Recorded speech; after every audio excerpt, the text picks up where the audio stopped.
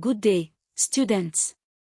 Welcome to today's lesson on development of surfaces, complete revision in technical drawing.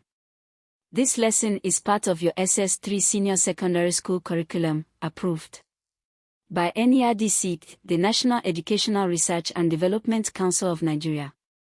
Today we will define development of surfaces, complete revision, explore its key principles, look at examples from Nigerian life, and summarize what you need to know for your examinations. Whether you are preparing for your BECE, WAEC, or NECO, this lesson will help you build the knowledge and confidence you need. Let's get started. So, what is development of surfaces, complete revision? From the market of Onitsha, to the oil fields of Rivers State, to the groundnut pyramids once found in Kano, development of surfaces, complete revision connects your classroom to the real Nigeria you live in. Now let's look at the core principles. These are what you must know for your examinations. Principle 1.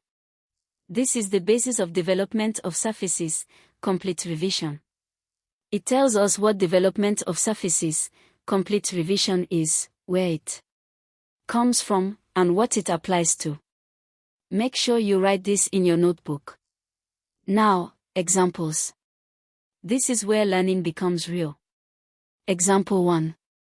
Imagine a student in Ibadan studying technical drawing. She notices a situation in her household that involves development of surfaces, complete revision. Let's analyze this together. Did you see how we applied the principle step by step? That is exactly what WAEC examiners expect from you. Now, example 2. This one is slightly different. Notice how even though the context is different, a market trader in ABA versus a farmer in Plateau State, the same principles apply. That is the beauty of technical drawing, the knowledge travels with you. Before we finish, let me share the top mistakes students make on this topic. Mistake 1. Memorizing without understanding. If you only memorize the definition of development of surfaces, complete revision without understanding it, you will struggle with application questions.